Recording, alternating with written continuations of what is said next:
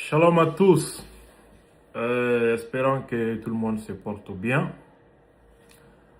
Nous sommes jeudi le 12 février 2026.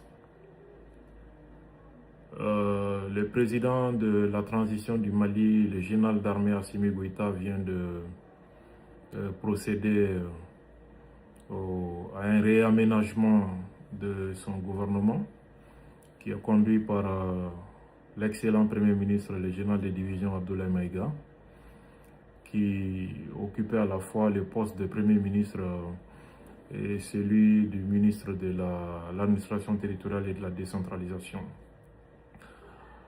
Le Premier ministre a dû céder le département de l'administration territoriale à un général de brigade qui aura la lourde responsabilité désormais de s'occuper de ces départements. On lui souhaite bonne chance. Nous avons également la promotion de 3 ministres au rang de ministre d'État. Il s'agit du ministre de la Défense, le général de corps d'armée Sadio Kamara, qui devient ministre d'État, garde toujours son poste. Idem pour le ministre de la Réconciliation, le général de corps d'armée Ismaël Ouagé, qui devient ministre d'État. Et celui de l'économie et des finances, Alousseni Sanou, qui devient aussi ministre d'État. Donc des postes de souveraineté au sein de cette équipe gouvernementale. Nous avons quand même 2 sortants, si je ne me trompe pas. Le ministre de la Refondation a été remplacé et le ministre de l'Énergie et de l'Eau aussi a été remplacé. Nous souhaitons tout simplement bon vent à la nouvelle équipe gouvernementale conduite par le Premier ministre, le très posé, la force tranquille, le général de division Abdoulaye Maïga. J'aimerais répondre à une polémique naissante qui n'a d'ailleurs pas lieu d'être autour de la nomination de notre frère Franklin Yamsé comme faisant partie désormais du corps enseignant de l'école, de la prestigieuse école de guerre du Mali. Il y en a qui essayent d'en faire une polémique, comme si voilà, c'était pas normal, qu'est-ce qu'un étranger doit aller faire à l'école de guerre. C'est vrai que il y a des gens qui ne comprennent absolument rien. Il y a combien d'étrangers qui enseignent dans les universités parisiennes, les universités les plus prestigieuses au monde, telles que Harvard, etc. Il y a combien de professeurs étrangers là-bas? Méfions-nous du racisme. Et surtout, gardons-nous de nous prononcer de ce qu'on ne sait pas. Cherchons toujours à comprendre, à savoir, avant d'opiner. En plus de ça, Franklin Yamsé a tout abandonné pour la cause des États du Sahel.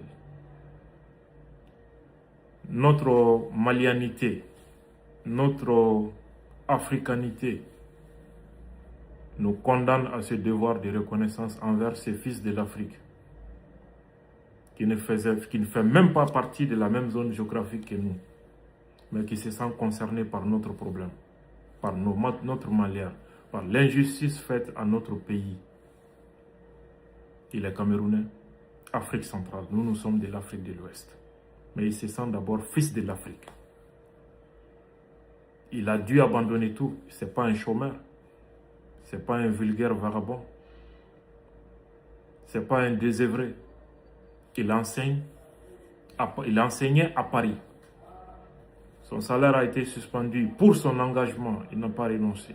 Il a continué de nous soutenir contre vents et marées. Il a été séquestré, emprisonné, trimballé devant les tribunaux en France. De véritables machinations judiciaires ont été fomentées contre lui. Il n'a pas cédé. Et lui et pas mal d'autres personnes, pour certains dans l'anonymat total, ils le font pour un idéal. Ils ne méritent pas d'insultes, ne méritent pas d'injures. L'ingratitude est la pire des injures qu'on puisse infliger à une personne qui ne sait pas. Sachant raison garder. Et Franklin Yamsé a été récompensé par le Mali, comme Nathalie Yamb l'a été par le Niger et donc par l'AES. C'est très normal. Et moi, je demande même à nos autorités de leur donner la nationalité de nos pays et nos passeports. Nous avons besoin de ces fils de l'Afrique. Est-ce que Franklin Yamsé va aller enseigner la stratégie de la guerre aux officiers maliens, burkinabés, nigériens? Non. Quand on vous parle de l'école de guerre, c'est pas que les militaires qui sont là-bas, c'est pas qu'ils n'apprennent que à tirer des canons, des trucs, à la stratégie de guerre, comment prendre telle position, comment défendre telle position militaire, comment monter à l'assaut de l'ennemi, comment défendre un camp militaire, comment... C'est pas comme ça, hein. Franklin Yamsé est un philosophe. Je ne connais pas ses autres qualifications académiques. C'est un intellectuel. À l'école de guerre, on n'enseigne pas que militaire. Il y a des matières comme la géopolitique. Il y a des matières comme la communication stratégique. Moi-même, je peux l'enseigner. Il y a des matières comme la politique, la science politique. Dans la stratégie, il y a beaucoup d'éléments qui sont pris en considération. Ce n'est pas les tout militaires. Hein. C'est pourquoi ceux qui ne voient les militaires que comme des gens qui savent tirer des armes et autres, après, ils n'ont pas de compétences intellectuelles ou autres, ils se trompent lourdement. Donc, de grâce, sachant raison garder, le président le plus patriote du Mali, de l'histoire du Mali, le très haut camarade Modibo Keïta,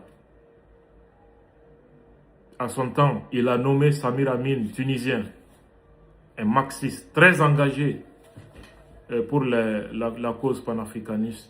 Modibo l'a nommé comme conseiller à Koulouba pendant 3 ans. Il était ici.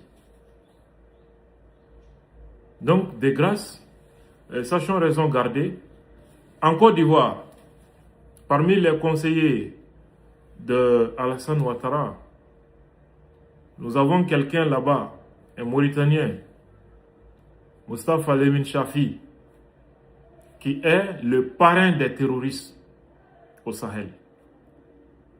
Il était le conseiller de Blaise. Après la chute de Blaise, lui et son, comment dirais-je, son comparse Blaise sont à Abidjan aujourd'hui, à côté de Ouattara.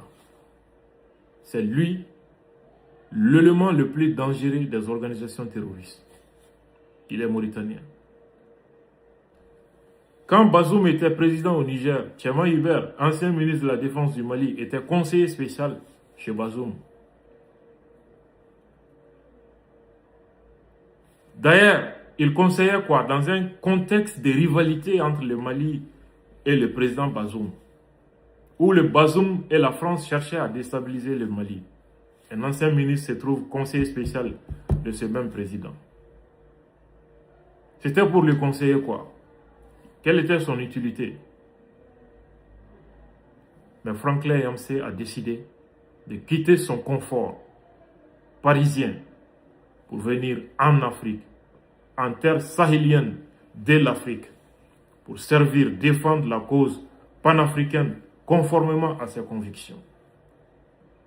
Je lui tire mon chapeau et je félicite vraiment nos autorités pour cette marque de confiance et nous demandons à Franklin Yamsé de se mettre, de se montrer digne de cette confiance placée en lui. Vraiment, je demande à tous nos compatriotes, je sais que l'ensemble des Maliens qui aiment le Mali l'ont déjà compris, mais ceux qui veulent profiter de tout pour semer les désordres à tous les niveaux ont d'autres agendas et nous leur demandons vraiment de faire preuve de discernement et de faire la part des choses. Shalom à tous.